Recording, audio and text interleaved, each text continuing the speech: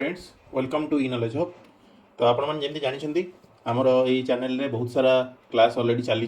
जदि कहवा modern history एवं कंटिन्यू चली एंशिएंट हिस्ट्री ऑलरेडी आमर कवर हो सारी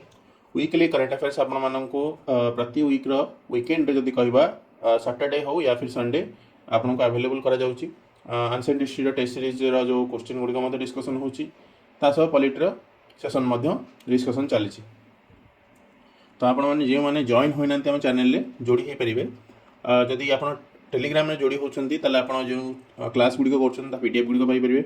इंस्टाग्राम में आप जोड़ी जब होती देन आप डेली करंट अफेयर सहित आप गुड़ाए सीरीज गुड़िक पाइबे जदि कह न्यूज सब शॉर्ट्स गुड़िक देन जोटा कह व्हाट्सएप आप चैनल मत मेसेज कर देन व्हाट्सएप चैनल में डेली करंट अफेयर्स आप मॉर्निंग रे पाइपर। तो ओपीएससी ओएसएससी कि OSSC जो अपकमिंग एग्जाम गुड़िक आसूँ टीचिंग एग्जाम गुड़िक आम आम चैनल सह जोड़ी हो आप प्रिपरेशन कंटिन्यू करेंगे। तो ये आम मॉडर्न हिस्ट्री जो पार्टी पढ़ी थे ऑलरेडी जो मैंने ऑलरेडी क्लास करछंती गोटे रिविजन वन टाइप कराऊँगी जे बेंगल ऑक्यूपेशन केमती होता है आम पढ़ी ब्रिटिश जो ऑक्यूपेशन केमती स्टार्ट होता कनक्वेस्ट ब्रिटिश आसी केमती आमर जदि कह क्यों माने लोक मान अवदान ब्रिटिश जो कनक्वेस्ट थिला देन जदि कहवा बेंगल रे क्यों राजा मैंने शासन करते बेंगल केमिति मुगल एम्पायर बाहर की गोटे निजे गोटे एम्पायर निजे ठिया होता देन राजा राजा मान भितर जो नेक्स्ट भितर जो युद्धटी होता देन जदि कहवा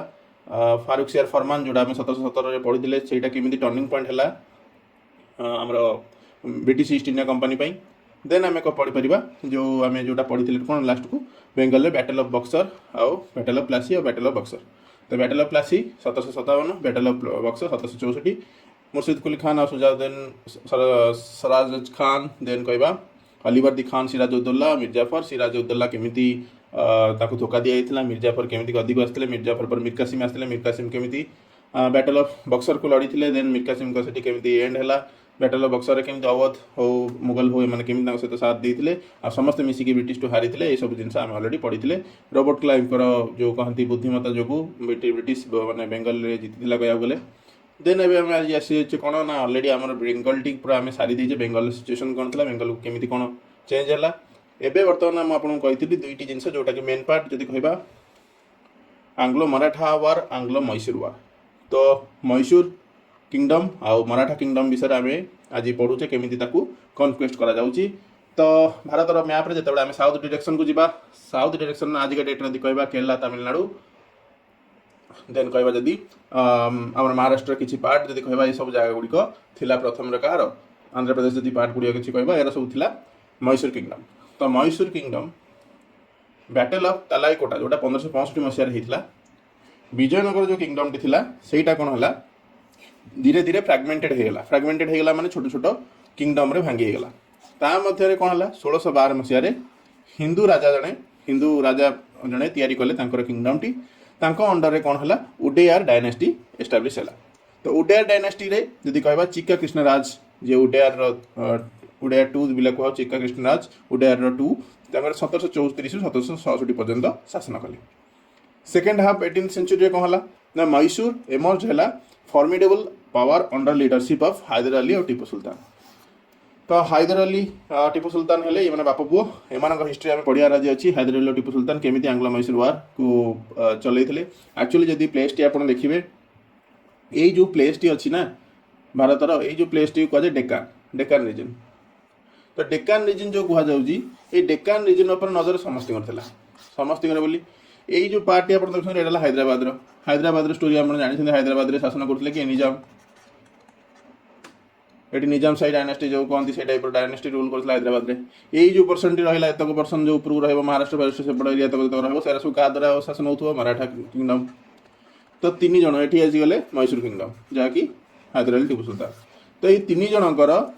युद्ध ये गोटे ट्रायंगल वन टाइप ऑफ कह जो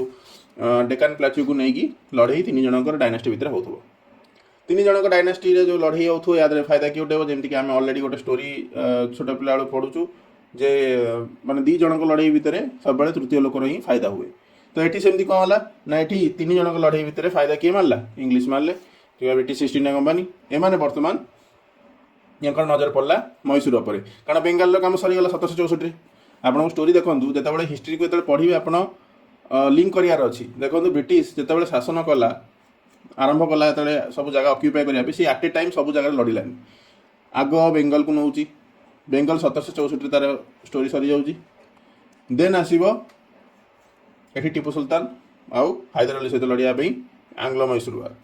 मैसूर वार जो टाइम स्टॉपेज नेबो एठू विरति नबो सेठी लड़िबो आंग्लो मराठा वार देन दीटा जाक को अनेक्स करिवो तो एक्चुअली बहुत ही जदि कहबा क्लेवर माइंडसेट से मैंने आसीथिला और सेही टाइप रो ही से माने डोमिनेशन करिछन सेति पई अदरवाइज जदि सब किंगडम मिसिकी थांतले केबे भी ए सब जिंस होइना थाला तो से सेमिति ही लड़ती स्ट्राटेजी ही सेया थिला जे गोटे लोक सहित आमे आउ जन सहित शत्रुता करैदबा देन 1 वर्सेस 1 जेतेबेले हबो आमे या भीतर जन को सपोर्ट करिवु जन को सपोर्ट कला माने से लोकटा जीति जीवो ए लोकटा जेतेबेले विक्टोरियस साबित हबो सेतेबेले नेक्स्ट आमे याकू ही काटी दबु तापर यार माने शासन कर दबु ए जगह को शासन आमे कर दबु तो एई टाइप रे डोमिनेशन आपण देखिबे नेट देखिबे मैसूर रो केमति सिचुएशन हबो तो मैसूर रो जदि कहबा हैदर अली जे हैदर अली और टीपू सुल्तान एमानकर फ्रेंच मानक सह भलो संपर्क थिला आ फ्रेंच मानक सहित कहार पड़ेनी ब्रिटिश मानक पड़ेनी तो ब्रिटिश वर्सेस फ्रेंच जोटा सेटा actually British versus Hyder Ali रे परिणत हो गला जोटा कि आंग्लो मैसूर वार रे कन्वर्ट हो गला तो एठी हमें देखु हैदर अली 1721 मसीह जन्म होचंती प्रथमे से कोन होचंती ना हॉर्समैन आकार रे नियुक्ति होचंती मैसूर आर्मी रे under the ministries of Nanjaraj और देवराज नंजराज और देवराज को अंडर रे ये फास्ट मैसूर आर्मी रे हॉर्समैन थिले देन अनएजुकेटेड थिले मध्य ये यांकर इंटेलेक्ट थिला माने इच्छा थिला नॉलेज प्राप्ति पाई आउ कोन एनर्जी सहित डिटरमिनेशन मध्य यांकर थिला एठी कोन होउची आपन जेंति कहली मैसूर किंगडम ऊपर नजर कार अछि मराठा और निजाम जो हैदराबाद रे निजाम तो मराठा एपुटू हैदराबाद ये दी जन का अटैक करछंती का मैसूर आर्मी ऊपर तो ये कौन होची मैसूर माने मैसूर टी कौन होची सेतला हेवी फाइनेंशियल डिमांड होची का द्वारा नागरेशन मानक द्वारा जोटा कि Mysore then Mysore became financial और पॉलिटिकल वीक जेतेबेले फाइनेंशियल और पॉलिटिकल वीक हबो सेतेबेले गोटे राजार उदय हबो तानाला हैदर अली तो हैदर अली तापरे से जगह टी फिलफिल करछंती आ 1761 मसिया रे डिफैक्टो रूलर बोली निजको डिक्लेयर कर दोछंती तो देखंतु 1764 रे हमर बैटल ऑफ बक्सर है बैटल ऑफ बक्सर रे कहार कैरियर करदम है बेंगल जोटा कि ऑलरेडी 1757 रे सिराजुद्दौला द्वारा बैटल ऑफ प्लासी लड़ा होता बट ताकू मिर्जाफर भली किछटा लोक जो मैंने ताकू धोखा देइथिले तापर से हारिथिला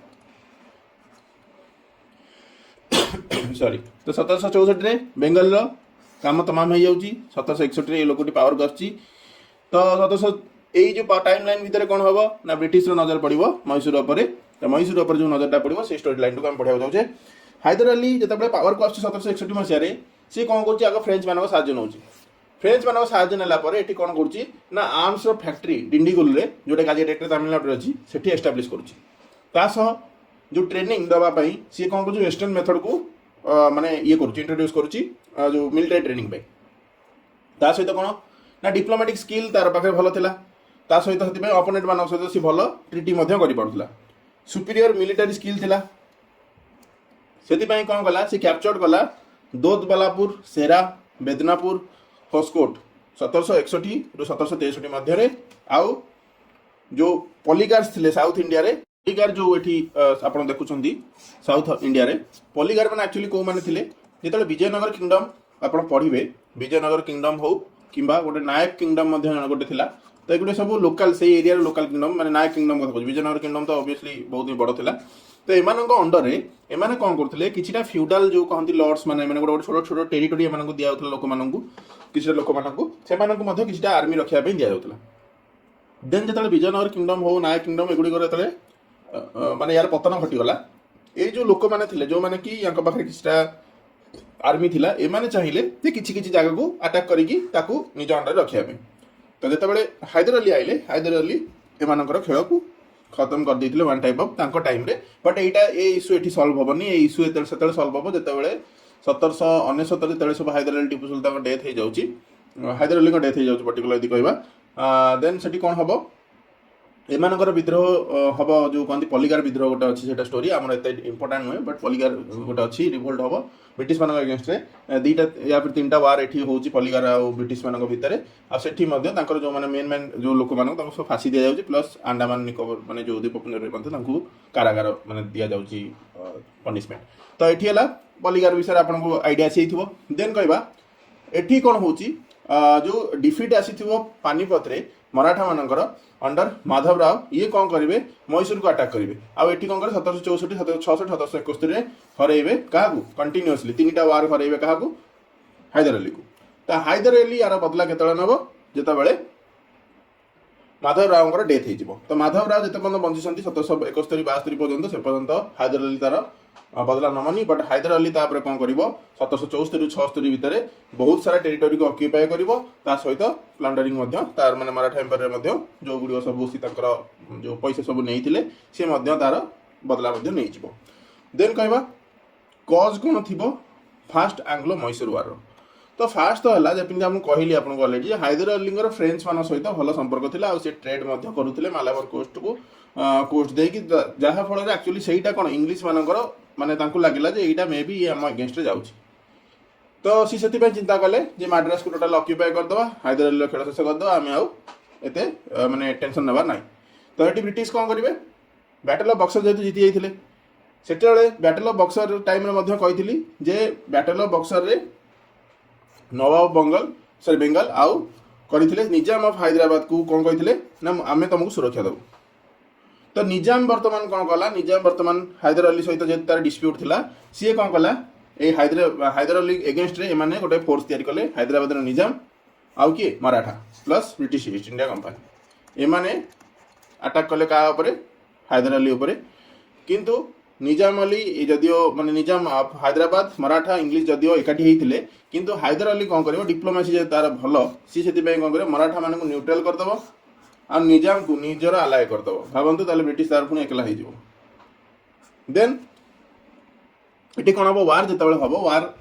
ପ୍ରାୟ ଡ୍ର ଏଠି ହେବ। ଯଦି ଦେଖିବା ଫାଷ୍ଟ ଆଙ୍ଗ୍ଲୋ ମହୀଶୂର ୱାର୍ ଏଇଟା ଡ୍ର ହେବ। ହାଇଦର ଅଲି ବର୍ତ୍ତମାନ ତା ଷ୍ଟ୍ରାଟେଜି ଚେଞ୍ଜ କରିଦେବ,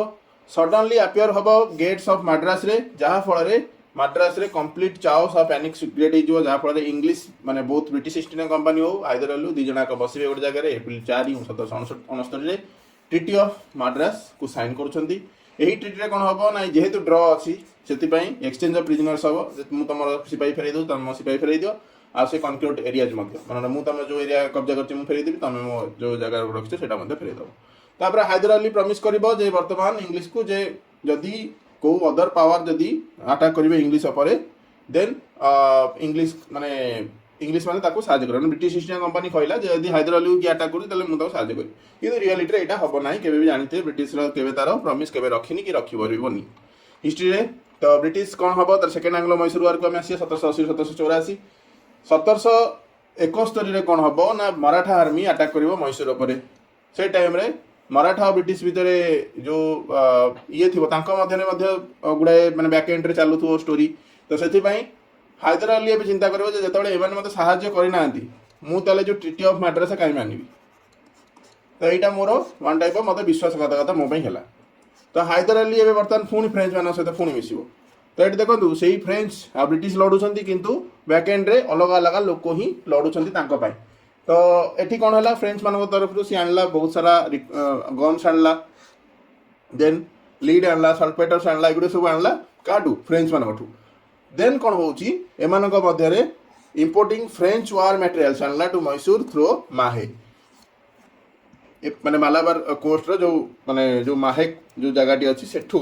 ଫ୍ରେଞ୍ଚ ୱାର୍ ମ୍ୟାଟେରିଆଲ୍ସ ଗୁଡ଼ିକ ଆଣିଲା। ଯେତେବେଳେ ଫ୍ରେଞ୍ଚଠୁ ଆଣିବ, ଫ୍ରାନ୍ସର ଆର୍ମିଠୁ ଯେତେବେଳେ ୱାର୍ ମ୍ୟାଟେରିଆଲ୍ସ ଆଣିବ, ତାହେଲେ କାହା ନଜରରେ ଆସିବ, ବ୍ରିଟିଶ ନଜରରେ। ତ ଏଇ ଯେଉଁ ଫ୍ରେଣ୍ଡସିପ୍ଟି କାହାକୁ ଓରି କରିବ, ବ୍ରିଟିଶକୁ ଓରି କରିବ, ଯାହାଫଳରେ ହେବ ଇନ୍ ଦ ଏଣ୍ଡ ସେକେଣ୍ଡ କ'ଣ ହେବ, ଆଙ୍ଗ୍ଲୋ ମହୀଶୂର ୱାର୍। ତ ହାଇଦର ଅଲି ବର୍ତ୍ତମାନ ମରାଠା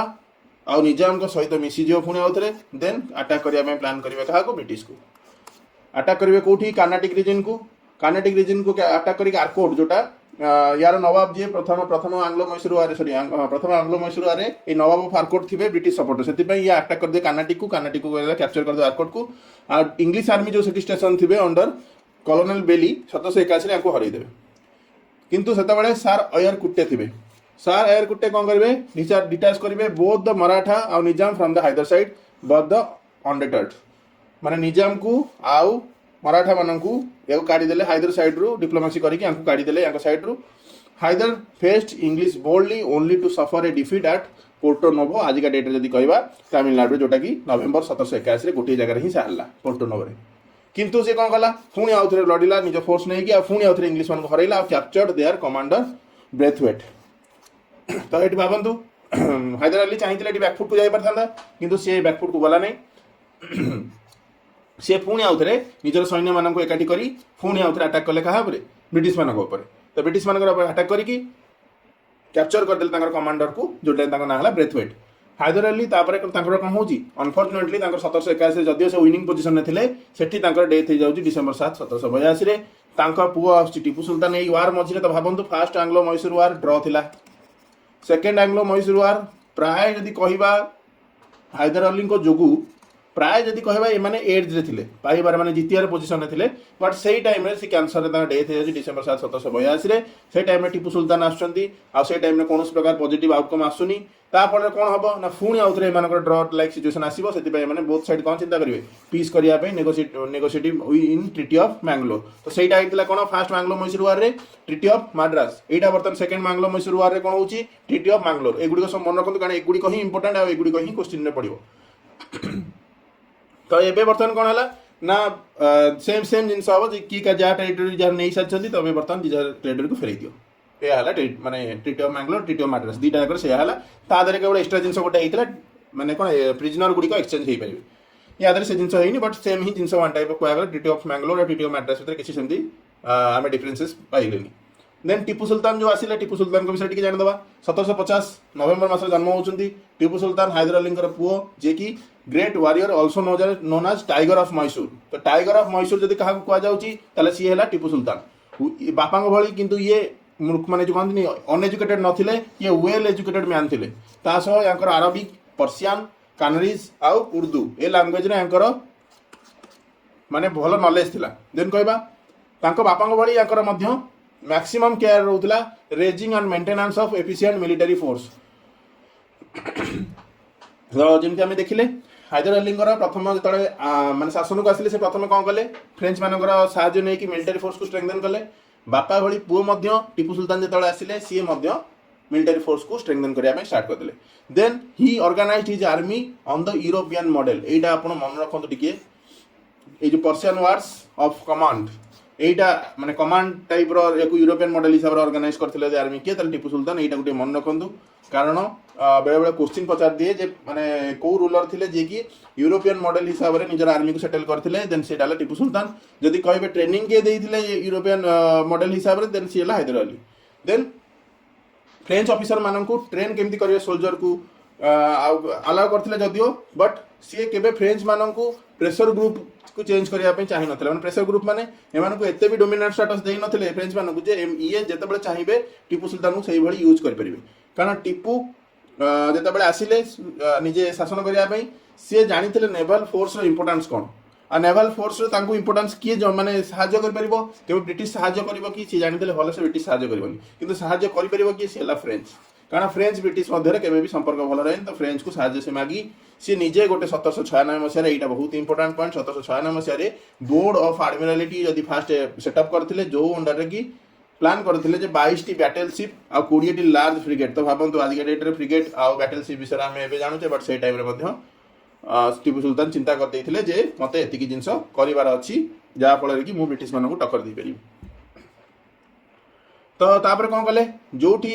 माने डकयार्ड जदि न तैयारी करेंगे कौटी रे तो से प्रथम मैंगलोर वाजदाबाद और मौलिदाबाद तो ये तीन टा जाक डकयार्ड तैयारी करने चिंता कले जदियो माने प्लान से फ्रुटफुल हो नाला स्टिल भी सी एठी एस्टाब्लिश करते बट नेवल फोर्स जोटा आम कह चिंता करते से आकार से हो पारा ना देन कहबा ये है गोटे पैटर्न थे कह साइंस और टेक्नोलोजी आउ ये क्रेडिट करा जाए कौन पायोनियर ऑफ रॉकेट टेक्नोलोजी तो रॉकेट टेक्नोलोजी यदि पायोनियर किए थे से टाइम यदि कहला टीपू सुल्तान तो ये मन रखो यार सब फैक्ट गुड़िक याद किसी बुझार ना then he wrote a military manual explaining the operation of rocket ये देखो केते इंपोर्टेंट पॉइंट जे से टाइम रे मध्ये से चिंता करथिले रॉकेट रो माने केमिति यूज हबो मिलिटरी सेटा मैनुअल सी मध्ये निजे लिखिथिले then he was also pioneer in introducing sericulture to the Mysore state तो माने से टाइम रे जदि कहबा टीपू सुल्तान करो अवदान जदि कहबा मैसूर स्टेट को नेकी तले बहुत ही अधिक थिला कारण से टाइम रे से चिंता करछन्ती केमिति मु यूरोपियन मॉडल रे निजर माने आर्मी टाकू सेटअप करिवि देन कहबा सेरिकल्चर माने एटा को जदि कहबा जो हमर प्रोडक्शन हुए जदि कहबा सिल्क प्रोडक्शन पई जो आमर सिल्क वर्म जोड़ा होता है ना सिल्क वर्म तो ताकू ने कि केमिति यूज करिके सिल्क प्रोडक्शन आमर हबो ताकू कहजे सेरिकल्चर जेमति आमर एग्रीकल्चर थाए ताकू मध्य कहजे एग्रीकल्चर जो सिल्क आमर प्रोडक्शन को कहजे सेरिकल्चर आउ याकू मध्य कहजे कोन मलबेरी कल्टीवेशन कारण या द्वारा कौन हुए ना सिल्क वर्म को रियरिंग करा जाय फीडिंग करा जिवो देन कोन हबो तांकोठू एक्सट्रैक्ट करा जिवो सिल्क गुडियो फ्रॉम तांकोठू देन कहबा सेरिकल्चर विषय में मध्य मैसूर स्टेट को किए प्रथम देले तले ये देले देन डेमोक्रेसी रो माने ग्रेट लवर थिले आउ ग्रेट डिप्लोमेट मध्य थिले सेति पई फ्रेंच सोल्जर को सेरिंगापट्टनम रे सेटअप करथिले Jacobin club in 1797 French soldier मानक पई गोटे जैकोबियन क्लब मध्य सेटी सेटअप करथिले 1797 मसिया रे टीपू निजे जैकोबियन क्लब रो मेंबर थिले आउ अलाउ करथिले निजको called citizen Tipu allowed himself to be called citizen Tipu तो निजे को सिटीजन टीपू बोली कहिया को एटे अलाउ करथिले एवं जैकोबियन क्लब रे मध्ये निजे मेंबर होइतिले जोटा कि एक्चुअली फ्रेंच सोल्जर मानक पई माने मनोरंजन पई जोटा वन टाइप ऑफ कहिया को गले तयारी करथिले he planted the tree of liberty at Seringapatam the treaty of Mangalore was not enough to resolve the conflict between Tipu Sultan और ब्रिटिश तो टीपू सुल्तान को स्टोरी हम पढिले वर्तमान थर्ड आंग्लो मैसूर वार जोटा कि 1790 रो 92 हबो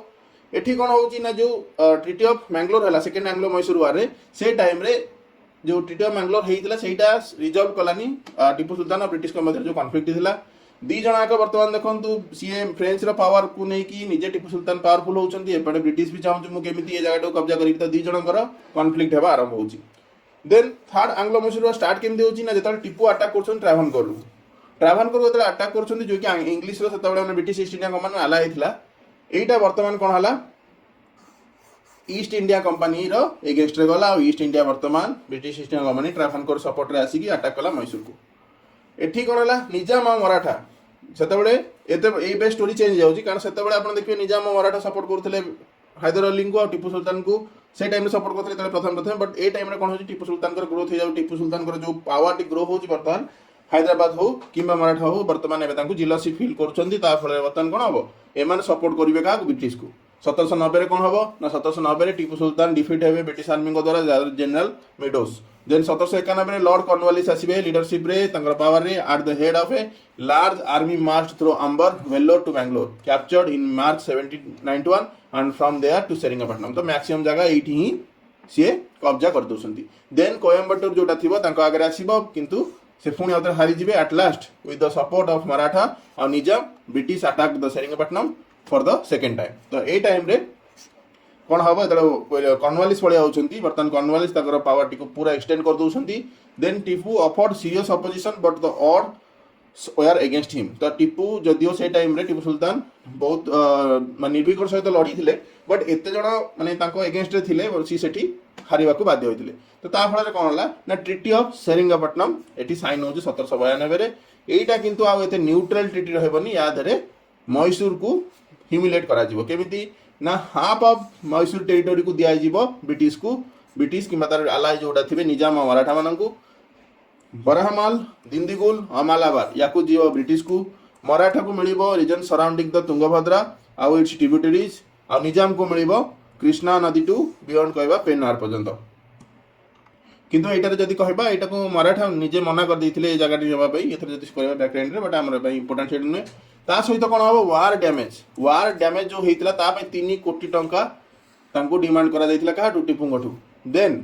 half of war indemnity was to be paid immediately while the rest was to be given in installment तो 1.5 कोटी आग दे देबे आउ 1.5 कोटी इंस्टॉलमेंट रे दिया जिवो ता पई जो इंस्टॉलमेंट रे बंधा के पड़ले ना टीपूंगर दुईटी पुओ याकू हॉस्टेज आकार रखा गला कहा तरह ब्रिटिश ईस्ट इंडिया तो एठी ह्यूमिलेट करा गला टोटल कहा जीवो टीपू सुल्तान को तो एठी कोन हला जो टीपू सुल्तान को जो डोमिनेंट पोजीशन टी को डिस्ट्रॉय कर देले ब्रिटिश ईस्ट इंडिया कंपनी निजर सुप्रीमेसी को सेठी एस्टैब्लिश करबा पाई तो फोर्थ स्टेप जेता बळे आंग्लो मैसूर वार हबो एठी जदि कहवा मैसूर टोटाल एंड हम 1799 मसीह 1792 1799 पर्यंत कौन हम टीपू सुल्तान आ ब्रिटिश दी जन याक निजर जो लॉस गुड़िक होता बर्तमान धीरे धीरे फुलफिल माने ये रिकवर कर टीपू बर्तमान कौन कर टीटी ऑफ सेरिंगापटम जी टंका देवार से सहित निज पुओ मान रिलीज कर दूसरी 1796 कौन हो हिंदू रूलर जी अच्छी हुडा डायनेस्टी लास्ट जी अच्छी सी डेथ हो जाए उडिया डायनेस्टी जो राजा जी थे जो डेथ हो टीपू ए निज कौन डिक्लेयर कर सुल्तान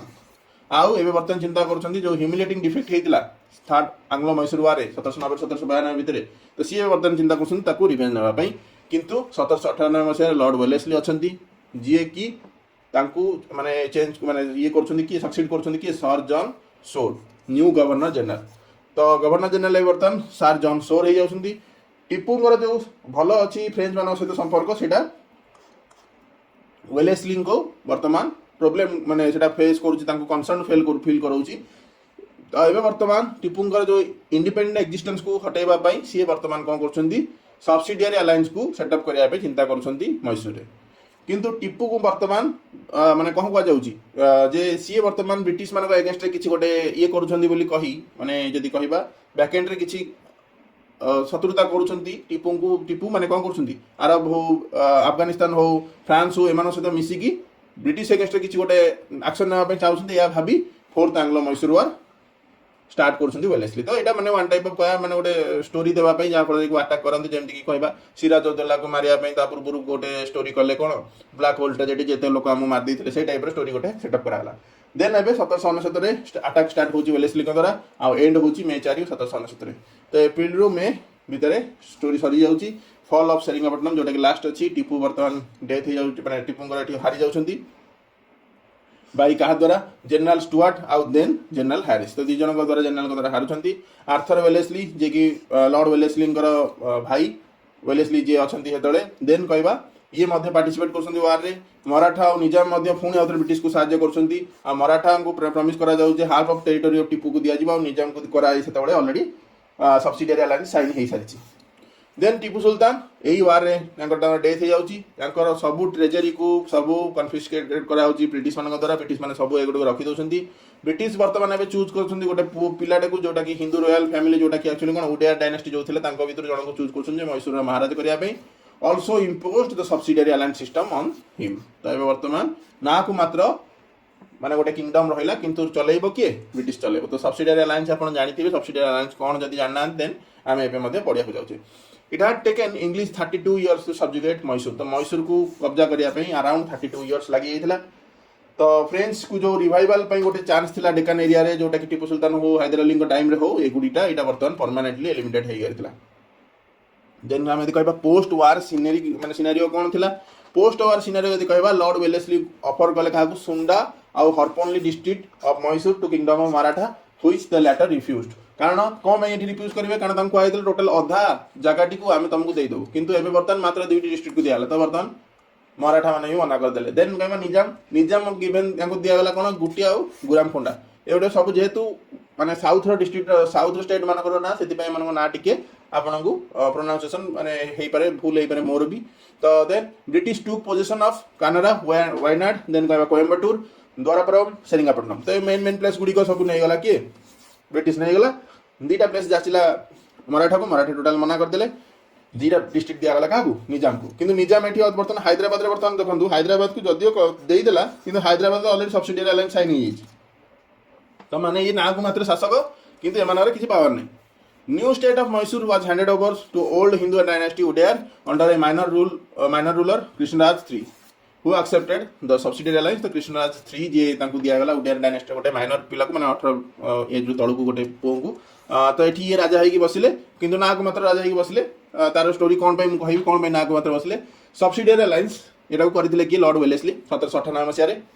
1798 मसीह जो लॉर्ड वेलेस्ली आनिले ये जो चिंताटा आनिले कौन ना यहाँ चिंता कले माने एमती गोटे टर्म्स ऑफ कंडीशन आम आनिया जहाँफल आम जो प्रिंसली स्टेट गुड़िक अच्छी से आम एगेन्स्ट को जीवेनी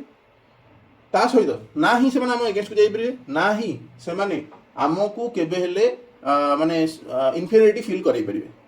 तो तापाई कौन ना तापाई करागला ना वर्तमान एमान को जो माने जो रूलर माने जो रूलर मैंने अच्छा जो मैंने सब्सिडियरी अलायंस साइन करेंगे से किसी मेंटेनेंस देवे ब्रिटिश आर्मी को आप कहे लाभ कौन ये आर्मी को मैंने देवे कहीं से मूर्ख थे राजी होगले मेंटेनेंस देवाई ता बदल कौन दिज्व ता बदल दिए protection from the British against their enemies. अच्छा एटी देखु केते चालाक लॉर्ड वेलेस्ली ये जितेबाला युद्ध करुँच लॉर्ड वेलेस्ली टोटाल से टाइम अच्छा 1700 जो टाइम जब कह फास्ट आंग्लो मैसूर वार ये अच्छा जदि देखिए जो आंग्लो मैसूर वार आप देखिए आंग्लो मैसूर वार जो प्रथम चलुची द्वितीय चलुची तृतीय चलुची चतुर्थ चलुची ये टाइम जो टाइम गैप रोचे ये लड़े क्या सहित हैदराबाद सहित सॉरी मराठा मान सहित मराठा मान मनइबे जे बर्तमान तुम आम हारीगल तुम आम सहित मिस जाओ आम बर्तमान जा हैदराबाद उपर अटैक करदे या हरइबे या बर्तमान जो हरईदेवे गोटे थर कि दुईथर देन या चुपचाप कर बसईदेवे 20 वर्ष पर्यंत तो ये केमी कर लड़ई आट ए टाइम दीटा फ्रंट में लड़ूना आप जितेटा वार देखु जितेटा भी वार देखु सी कौन सी वार सी आट ए टाइम दीटा फ्रंट में लड़ूना गोटे जगह लड़ुंट गोटे एनिमी सहित फोकस कर सक्सेस रेटा एत अधिक अच्छी तो it provided for posting a British resident at rulers court तो जो कोर्ट रहा गोटे ब्रिटिश रेसिडेंट ये रे restricting the ruler from employing any European in his service without approval of the British तो माने कोर्ट आपणकर राजा आपण किंतु आपण ब्रिटिश छाड़ी देला कौन सी माने देशर लोक को आपण कोर्ट रखी परिबे ना sometimes the ruler seeded parts of his territory instead of paying annual subsidy तो जो माने एनुअल सब्सिडी देई परिबेनी जी टंका पाब सी कौन कर निजर पार्ट को सीट करदेव मैंने जब पार्ट रूल कर पार्ट को मुझे वर्ष दे पारे एति देदेवी वर्ष दे पारे एति देदेवी वर्ष दे पारे एति देदेवी वर्ष गला नथिବ टोटल टेरिटरी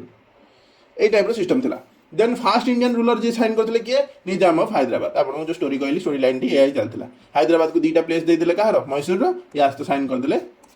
सब्सिडियरी अलायंस तो नेटिव प्रिंसेस और rulers who would enter into subsidiary alliance were not free to declare war against any other power और enter into negotiation without the consent of British तो one type of माने कह गले आपण एठी बसंतु ए जगह रे राजा ना मात्र आपण रहिबे किंतु आपण कहा सहित वार करि परिबेनी जदी वार करिवे ब्रिटिश माने एक पचारि की करिवे कहा सहित नेगोशिएशन करि परिबेनी कहा को आपण अपॉइंटमेंट करि परिबेनी किंतु आपण राजा एटा हला सब्सिडियरी अलायंस तो देखि पई कहली एटा गोटे माने कॉमेडी थिला वन टाइप ऑफ माने कहबा प्रिंसली स्टेट मानक सहित Then कहबा princes who were comparatively strong or powerful were permitted to retain their armies, but their armies were placed under British general. तो डर भी गोटे थिला जे काले की विद्रोह करदब सेति पई आर्मी मानकु कहा अंडर प्लेस कराला ब्रिटिश जनरल मानक under subsidiary alliance was a policy of non interference in the internal affairs of the allied state, but this was a promise seldom kept by the British. एटा कहली ना आपण प्रथम रु subsidiary alliance कहा गला जे internal affair जो state रो मनकर एक external जिनस रे मनकर ब्रिटिश दबदबा अच्छी ब्रिटिश कहला जे मु इंटरनल जिनस रे पसिबी ना किंतु एथिपई कहला but this was a promise seldom kept by the British माने काम हा क्वचित केतेबेले तांकर प्रॉमिस टी रखंदी एमाने जीवन के प्रॉमिस रखि हमकु जणा नै the payment of the arbitrarily fixed artificially bloated subsidy invariable disrupted the economy of the state and impoverished its people जति कहबा पॉवर्टी भीतर को लोक को पेल दबो स्टेट को मध्य इकोनॉमी को बर्बाद कर दबो ए जो पेमेंट टी कोन ना जतबे ब्रिटिश रो मन को जहा आसले से पेमेंट कहबा आपण दबा बाध्य on the other hand British could now maintain A large army at the cost of Indian state तो माने कोन हला हैदराबाद टू पैसा नबो मैसूर टू पैसा नबो निजर पावर टी स्ट्रांग करबो लड़िबो का अगेंस्ट मराठा मान अगेंस्ट एटा हला स्टोरी लाइन ही एमिति ब्रिटिश केबे भी निजे निजर बळ को माने निजर पैसा खर्च करिया पे जाय नतले से आमठु ही पैसा नै चंदी आमठु ही आमको ही शासन करछन जदी कहबा इवन 1757 पर जत सर 1857 पर जतबेले आउ कोनोसी किंगडम एते तांको अगेंस्ट रे रहु नाहंदी छोट छोट किंगडम छाड़ देले तो ए टाइम रे भी कोन करछन एमाने आमठु रॉ मटेरियल लेबे सेठी नै कि जे इंडस्ट्रियल रेवोल्यूशन ऑलरेडी स्टार्ट हेतो सेठी फैक्ट्री रे सेटअप करिकि सेठु आनिबे जेटा कने प्रोड्यूस्ड गुड गुडको एटा 10 टका आनिबे एटा 100 टका रे बिकिबे आ एठी 10 टका नदी खर्च होइतो 20 टका जिंस को 100 टका बिकिबे हमर जिंस हमको ही माने ये करिवे लूट करिवे तो ए टाइप रो जिंस हला सेठी they controlled defense foreign relation of the protected ally and had a powerful force station at the very heart of each land तो जतबेले गोटे एडा बड़ टेरिटरी को आपण रखिछंती आ ता मझी रे गोटे स्टेशन करछन गोटे पावरफुल आर्मी आ राजा एठी बसची राजा चिंता करछि जदी मु याको पैसा न देली ए माने काली मो घर भितरु पळे आसी तो सब्सिडियरी अलायंस ना मात्र सब्सिडियरी अलायंस को कुआ जाउची बट सेटा एक्चुअली गोटे स्टेट को टोटल नै जिबा किनी दवा वन टाइप ऑफ कुआ जे तो वर्तमान आंग्लो मराठा 1775 1819 मराठा किंगडम मराठा राजा मान विषय आप बहुत पढ़ी बट मराठा किंगडम विषय आम आज पढ़ाक चाहूने कारण यहाँ मॉडर्न हिस्ट्री आम आंग्लो मराठा वार्स विषय बेसी पढ़ा। तो आंग्लो मराठा वार्स जोटा कि 1775 1819 भितर सीरीज कंटिन्यूअसली चलो। तो 1769 जदि कहवा 1769 टाइम डेथ हो जाऊँगी कहार हैदर अली टीपू सुल्तान एम स्टोरी आरंभ जो होती कहवा देन आंग्लो मैसूर वार जदि कहवा आम पर्टिकुलाली आंग्लो मैसूर वार 1802 भितर आंग्लो मैसूर वार टोटालिटी ता स्टोरी को क्लोज करा जाउची। एबे वर्तमान चिंता कहा आसो यांको ऊपर नजर आसो मराठा मान कारण मुझे कहली आप जो स्टोरी चलो आप देखिए जो टाइम एम मराठा मान सहित लड़े से टाइम मैसूर को छाड़देवे जो टाइम मराठा मान सहित संपर्क भल करदे से टाइम मैसूर सहित लड़े मैसूर को टाइम मराठा एगेन्स्ट ठिया करदे पुणी मराठा पुणी जो सहित मैंने एमती स्टोरीटा आसी बहुत कम्प्लिकेटेड जब कहवा केतले मराठा मैंने जाइए सहित सपोर्ट नौते ब्रिटिश मान केतले जाइए पुणी माने हैदर अली और टीपू सुल्तान के सपोर्ट जाऊे टीपू सुल्तान को सपोर्ट तो आसना बट हैदर अली सपोर्ट आस मराठा बहुत थर। तो यही वार्टी है critical turning point of Indian history कहुए facilitating British expansion or establishing dominance over the subcontinent. This article aims to study the details of the background or course or outcomes of the each war and their lasting impact on Indian politics or society केमी changes आसला एटा ही आमे पढ़िया जाउचे। तो Anglo Maratha वार ता भीतर यदि कहया first battle of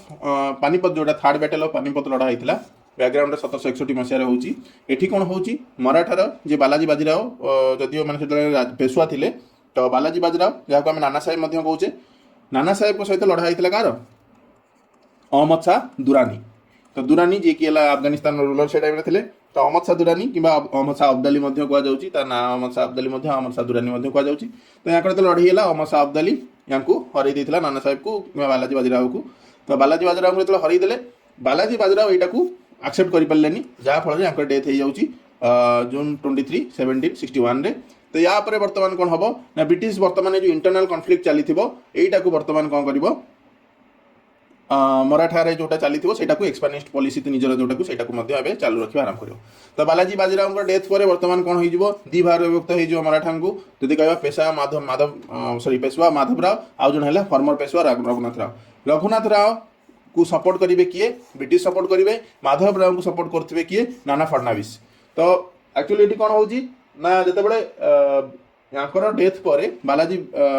Bajirao death पर कौन हो दी भाग विभक्त हो जाऊँगी निजर माने निजर फैमिली भितर कम निजर क्लान भितर लड़ाई हो। माधवराव कहते मुझे पेशवा हेबी बर्तमान यहाँ जगह बालाजी बाजीराव जगह बर्तमान रघुनाथ राव बर्तमान कहते मुझे पेशवा हेबी। तो पेशवा जी रघुनाथ राव को सपोर्ट करेंगे ब्रिटिश तुम आमको सपोर्ट कर ता बदल में आमको दी तीन प्लेस दे दियो आम तुमको राजा करदेव। तो 1775 माधव राव आउ अंकल रघुनाथ राव या भितर डिस्प्यूट हम पेशवा।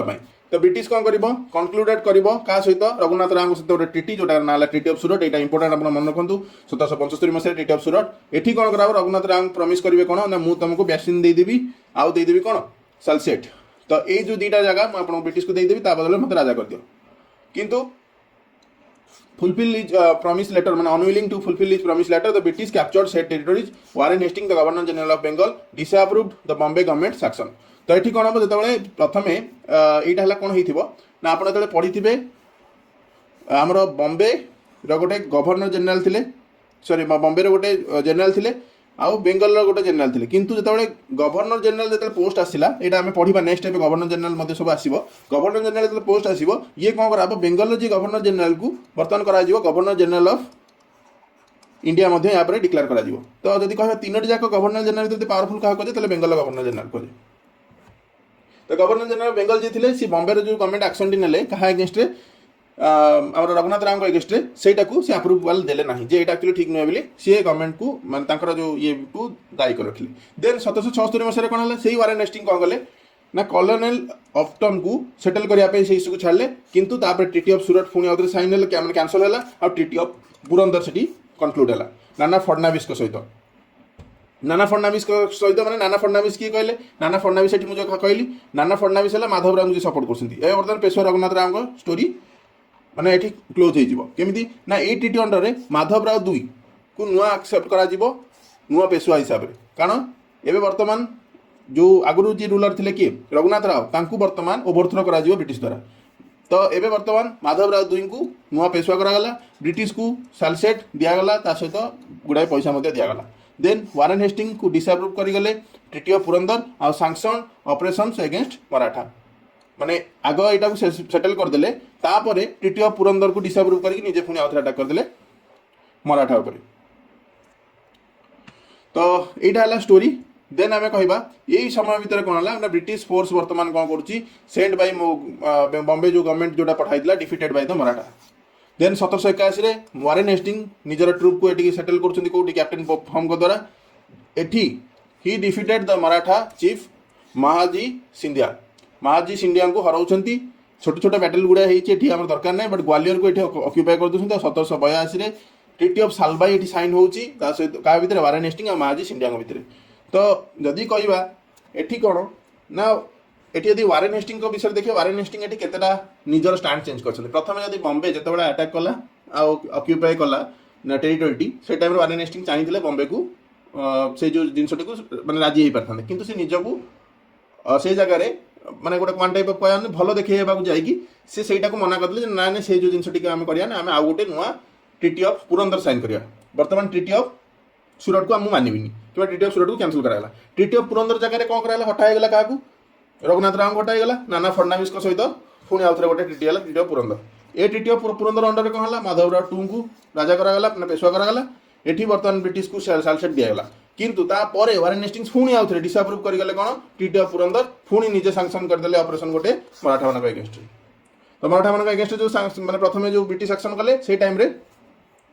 कौन है ना ब्रिटिश फोर्स जोटा प्रथम पठाई प्रथम मराठा को हरई देते किंतु 1781 जो मराठा ऑलरेडी पावरफुल हो जाती सी बर्तमान एवं वारेन हेस्टिंग निजे ट्रुप पठाउछंती कमांड ऑफ कैप्टेन पॉपम ये बर्तमान हरई दे महाजी सिंधिया एवं जी नुआ चीफ अच्छा मराठा चीफ अच्छा तो एठी ट्रिटी ऑफ सालबाई साइन होची ट्रिटी ऑफ सालबाई अंडर रे कौन कराउची सालसेट और बेसिन को दिया जाउची का ब्रिटिश को तास रघुनाथ राव जी आगु राजा थे पेंशन दिया जाउची माधव राव टू को एक्सेप्ट करा जाउची पेशवा हिसाब रे ट्रिटी ऑफ सालबाई रे एस्टाब्लिश करा जाउची British influence in Indian politics gave British 20 years of peace with Maratha अच्छा जो 20 इयर्स ऑफ पीस 1782 जदि कहवा 1802 एटा कोन पे हितले जानि परछंती सुखिला रे जमाने एटा हेबार रीजन कोन थर्ड आउ फोर्थ एंग्लो मैसूर वार जहां आपन कहिथिले आगु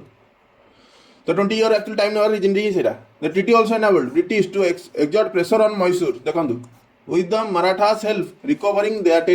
territories from the Haidar Ali territory sorry तो जहाँ कहली से जिनस एमाने सब बेले स्ट्राटेजिकली लड़ती एमाने केबे भी हापाजाटली लड़ती आप जिते देखिए से एट ए टाइम दुईटा फ्रंट लड़बेनी एटी सहित 20 वर्षर साइन करदे पीस डील एवं बर्तमान कहले तुम आम सहित आस आम थर्ड और फोर्थ आंग्लो मैसूर वार हैदर अली को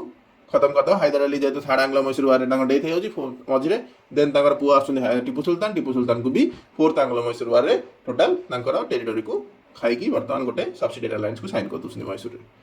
तो ये आंग्लो मैसूर वार तीनोटी होता 1775 1782 first Anglo Mysore war second Anglo Mysore war भितर आम पढ़ला 1800 second Anglo Mysore sorry Mysore कौचे आंग्लो मराठा वार 1803 1805 यहाँ 1806 भी यहाँ कह then third Anglo Maratha war 1817 1818 यहाँ बहुत कम टाइम में चलता ये मराठा मान एम्पायर को टोटाल कहवा डाउन कर देन कहवा सेकेंड आंग्लो मराठा वार विषय तो सेकेंड आंग्लो मराठा वार फर्स्ट आंग्लो मराठा वार जो कहले 20 वर्ष गैप दिगला एठी कौन होची मराठा मैंने आ केवल गोटे पावर रहिले जे कि सब्सिडियरी सिस्टम को मानना कहीं कारण मैसूर खेल खत्म हो जाइए हैदराबाद खेल ता पूर्व खत्म हो जाइए देन कहवा आउ जो छोट छोट किंगडम अच्छे सब्सिडियरी अलायंस को साइन कर दूसरी किंतु एठी सब्सिडियरी अलायंस बचुंट किए मराठा तो मराठा एम्पायर बर्तमान कौन करुच्ची एक्चुअली मराठा एम्पायर जब कहवा सी एक्चुअली गोटे मराठा एम्पायर गोटे लार्ज जब ग्रुप कहवा ता भीतर यदि कह पेशवा को प्राइम मिनिस्टर कहुए से कैपिटल सिटी पुणे रही पुणे जमी रही गायकवाड़ था जी बरटारे सिंधिया जो मैंने ग्वालियर में होलकर जी की इंडोर में आउ भोंसले जी की नागपुर में अच्छा आपण मैंने ये जो गायकवाड़ हो ये टाइटल आप प्राय शुणुवे गायकवाड़ सिंधिया जेन होलकर आउ भोंसले ये मैंने कौन कहले गोटे फैमिली ट्री रे चिफ्टेन्स जो कहती ना जमी गोटे गोटे एरिया हेड जमी ये मैंने गोटे गोटे हेड यांक सबुठ ऊपर जी अच्छा कहे पेशवा तो पेशवा सब लड़े हुए यांक भितर यांक भितर लड़ईटा को ही ब्रिटिश एक्सप्लॉइट करके टोटाल मराठा किंगडम को डाउन कर तो नाना फडनाविस जी की मराठा को लेड करते पेशवा आकार रेस्पॉन्सिबल थे for preserving countries independence from the British onslaught then कहबा वेलेस्ली बहुत टाइम ऑफर करछंती पेशवा को जे तमे साइन कर दियो सब्सिडियरी अलायंस को बट नाना फडणवीस सबले मना करछंती किंतु जब 1800 वर्षरे तांकर डेथ हो जाउची तापर आरंभ हो जाउची इंटरनल कॉन्फ्लिक्ट जो इंटरनल कॉन्फ्लिक्ट हबो सेटा ही सहायता करबा काहाकू ब्रिटिश को किंतु एठी ए टाइम भीतर कोन देखंतु by extending a helping hand to Cornwallis against Tipu he acquired a large slice of territory as the share of Marathas from the kingdom of Mysore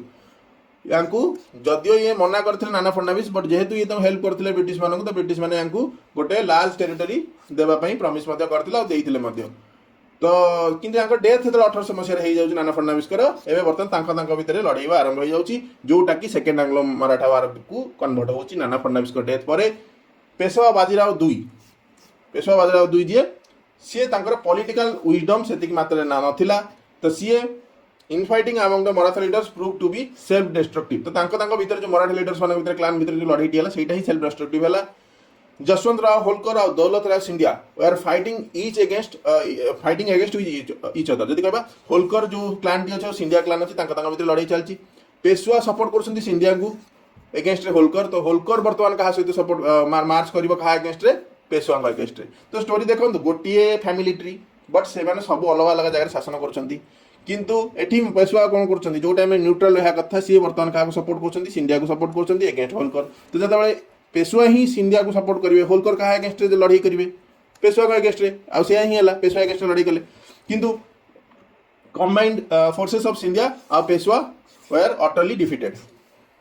तो यहाँ पाखे जदिव एत पावर थिला स्टिल भी से डिफिटेड हेले The city of Pune fell at the feet of the victor who did not hesitate to commit all the sorts of atrocities including torturing of wealthy inhabitants. Holkar returned to his capital with rich booty. तो होलकर जीतीगला पर सिंधिया और पेशवा जगह T कब्जा करके लुटपाट कले आउ बहुत सारा पैसा नहीं निज जगह को फेरी आसिले एठी कौन होउची ट्रीटी ऑफ बासिन जोटा साइन होउची 1802 रे एठी जेहेतु पेशवा बाजीराव दुई डरी गले ये बर्तमान कौन कले बासिन को दौड़ले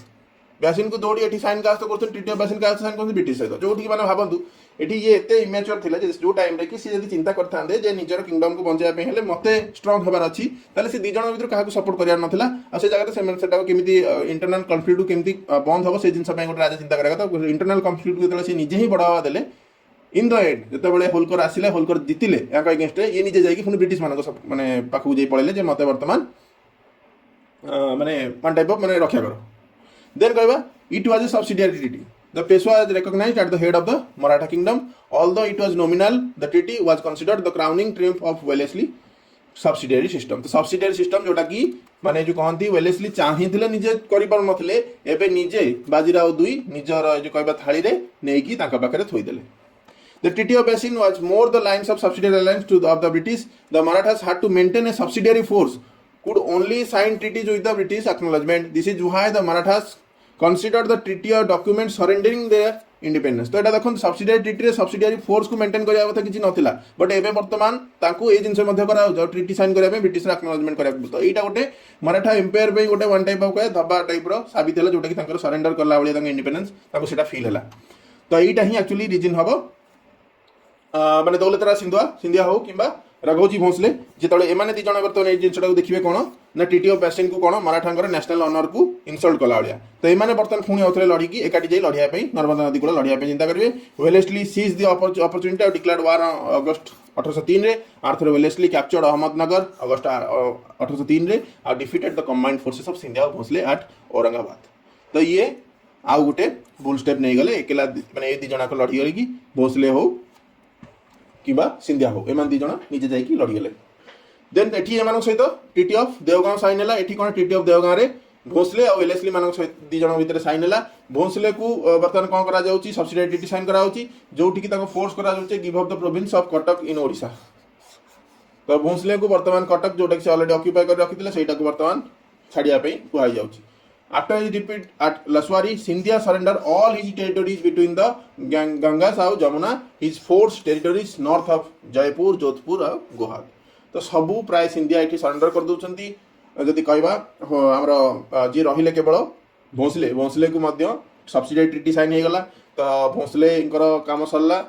याकर काम खत्म कर देले सिंधिया कर काम खत्म कर देले होलकर माने केवल रहिचंती एपटे पेशवा काम भी खत्म कर देले तो Ahmednagar Broach all territories of west of Ajanta hills were also surrender तो प्राय कहया गले सब जिन सरेंडर करदे second Anglo Maratha war third Anglo Maratha war 1817-18 जोटा कि फाइनल नीव रखिबो खार ब्रिटिश कर मराठा एम्पायर जोटा कि माने मराठा एम्पायर जोटा कि शिवाजी महाराज को द्वारा एस्टाब्लिश होइतला जदी कहया गया तापर संभाजी महाराज एमाने आसिक एक्चुअली एटा बड़ एम्पायर को ठिया करथिले केवल निज निजर व्यक्तिगत स्वार्थ को नहीं कि से एम्पायर टी भुचुड़ी गला जदि कहबा माने जदि कहबा जो टाइम रे वेलेसली चिंता करथिले निजे किछि करि पारलेनी बट बाजीराव दुई जे आसीबे पेशवा बाजीराव दुई से निजे से थाळीटा को नेकी सेठी सजाई की सब्सिडी लाइन साइन कर दी आसीबे देन कहबा third Maratha war considered one of the major achievement of Lord Hasting Warren Hastings against the Maratha power had weakened considerably after third battle of Panipat 1761 रे वर्तमान ए तो ऑलरेडी हारि सारिछंती तापर दुईटी आंग्लो मराठा वार्स भी ऑलरेडी हारि सारिछंती तो एठी आउ बाकी किछि नाही आ वर्तमान मैसूर भी खेल खत्म हे जी मैसूर मध्ये सब्सिडी लाइन साइन कर दीजे हैदराबाद भी सब्सिडी लाइन साइन कर दीजे एबे एमानक भितर मध्ये चारिटा दल तीनटा दल साइन कर सारे सब्सिडी लाइन्स तो एबे बाकी कोन रहला आ लढिबे कोन तो सेति पई Maratha chiefs fought among themselves तापरे their successor they are invariably weak और इनकेपेबल ए माने जो माने जहां को माने अनुप्रेरणा रे मराठा एम्पायर टी गढ़ी उठितला से भली राजा आ केही आसिले नै तो their relationship with power Maratha chiefs like Bhonsle Gaekwad Scindia Holkar और पेशवा याक भीतर म्यूचुअल रिलेशनशिप दिला आपण ऑलरेडी जानि देले केमिति याक भीतर युद्ध को नै कि ही ने निजे ए माने निजर एम्पायर टी केते बडा एम्पायर टी भांगी देले then third Anglo-Mysore war, Maratha war, consisted skirmishes such as Pindari war, Battle of Sitalbadi, Battle of Maithpur, Battle of Khadki. तो एगुड़ी के मन रखु कारण एगुड़ी पलि आसे जे ए सब वार गुड़िक क्यों वार माने मध्य रे इटा लड़ा होइतला बैटल ऑफ खड़की हो पिंडारी वार हो बैटल ऑफ शीतलवाड़ी हो बैटल ऑफ महिदपुर सबतक थर्ड आंग्लो मराठा वार रे लड़ा होइतला छोट छोट प्लेस रे जदी कहबा Maratha dream of establishing themselves as a paramount power of India was destroyed एठी टोटल सरी जाउछ और लास्ट हर्डल जोटा थिला ब्रिटिश कर पैरामाउंट रे एटा वर्तमान रिमूव हे गला के मराठा तांकर प्रथम थिला के बेंगल को सारले 1764 रे देन आसला 1802 रे कहा को सारले मैसूर को देन आसिले मराठा को वर्तमान लास्ट स्टेप 1817 1818 आड़ को यांकर खेल मध्य खत्म कर दउछंती dominion of Peshwa Bajirao were annex to Bombay presidency obviously Bombay थिला जेतु बॉम्बे को ही सरेंडर करा गला पेशवा सरेंडर कर दउछंती आ परमिट करा जाउ जे बिठूर पेंशन नियर कानपुर जोटा आज डेट कानपुर अछि तांको पेंशन दिया गला पेशवा रे पैलेस जोटा थिला traditional head of the Maratha confederacy और descendants of Shivaji was brought forth from obscurity placed upon the throne of Satara तो सतारा रे जो तांकर जो राजा थिले सॉरी तांकर जो कॉन्फिडेंसी थिला सेठी ही जाटी के तांकर पावर टिक अल्प रहिला बाकी आ सब जिंस दिया गला कहा पाकू ब्रिटिश पाकू पळेला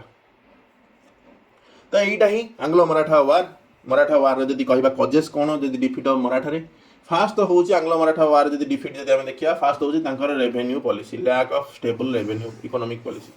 यांकर मेन रेवेन्यू पॉलिसी चौट आ सरदेशमुखी ए जो चौट आ सरदेशमुखी यदि जानिबे ये सब को टाइम रो जदी कहबा टैक्स गुडी हला महाराज शिवाजी को टाइम रो तो शिवाजी को टाइम रो जो टैक्स चलती से गोटा ही चले सहित आउ किसी एक्सट्रा नुआ सोर्स ऑफ इनकम एम चिंता करना so there are no major money generating activities एमती किसी होनी lack of capable leadership already मुझे सारी मिलिटरी वीकनेस ऑफ मराठा धीरे धीरे धीरे धीरे एमाने आउ डेवलपमेंट से आकार कले जो टाइप यूरोपियन शक्ति मैंने जी बढ़ेले म्यूचुअल बिटरनेस यहाँ आप कहली लैक ऑफ कोऑपरेशन निज निज भीतर लड़िला हम जमी पेशवा आउ होलकर सिंधिया गायकवाड़ एमाने एते निज निज भीतर लड़िबे ताले ऑब्वियसली याद सक्सेस कले किए हला ब्रिटिश ही सक्सेस हला Marathas did not have cordial relation with princess और नवाब्स ऑफ इंडिया जदि ये एक्चुअली जदि मराठा जदि एटा भी कहा जाए जे हिस्टोरियन माने कहन जदि एमानकर संपर्क हैदराबाद हो प्रिंसली स्टेट गुडी को हो किबा जो राजस्थान जो प्रिंस मानक सहित तांको सहित भी तांको संपर्क भल था राजपूत को सहित ताहाले भी मे बी तांकर एते माने युद्ध रे एते से हारि न थांदे then Maratha should have estimated the British political diplomatic strength correctly आ एटा बहुत जगह मध्ये कहा जाए जे ब्रिटिश को एक्चुअली से ठीक से आकलन करि पारले से भाबिले जे आमे ब्रिटिश को गोटे टाइम रे चकमा दे पारिबु ब्रिटिश को सपोर्ट रे रही कि मध्य केबे आमे निजे हार्म हबु नाही किंतु से इन द एंड जहा हबाटा थिला सेटा ही हला आउ मराठा एम्पायर डिक्लाइन हला तो साग माने आशा करछि वीडियो आज पसंद आस्तिबो बेंगल हिस्ट्री सरला मराठा आ मैसूर दीटा एक एम रो हिस्ट्री सरला एबे वर्तमान आम नेक्स्ट क्लास जो आनिया केवल आनिया गवर्नर जनरल जो मैंने आछंती गवर्नर जनरल ऑफ बेंगल हो तापर गवर्नर जनरल ऑफ इंडिया केमिति तार पोस्ट आसुची सेटा केमिति चेंज होउची से सब जिंस वर्तमान आम आनिया को जाउछु जेहेतु आपण एग्जाम पर्सपेक्टिव रे देखुछंती त सेति पई आपण मानक पई गोटे पर गोटे इंपोर्टेंट टॉपिक्स गुडी को आम सारी सारी दउछु तो आशा करछि संग माने वीडियो पसंद आस्ते वीडियो पसंद आस्ते लाइक करिवे साग सहित शेयर करेंगे और सब्सक्राइब करेंगे चैनल में आपको जब पसंद आसी जो पार्ट में आपको फीडबैक आपरे चाहिए कमेंट सेक्शन में फीडबैक देपारे यही जो क्लास टी सरला एबे वर्तमान यार पीडीएफ गुड़ी आप पाइबे आम टेलीग्राम ग्रुप रे जोड़ी हूँ आ व्हाट्सएप चैनल में जोड़ी हूँ जो आप अपडेट पाइबे इंस्टाग्राम में जोड़ी होई आप सब प्रकार अपडेट पातु डेली करंट अफेयर्स सहित।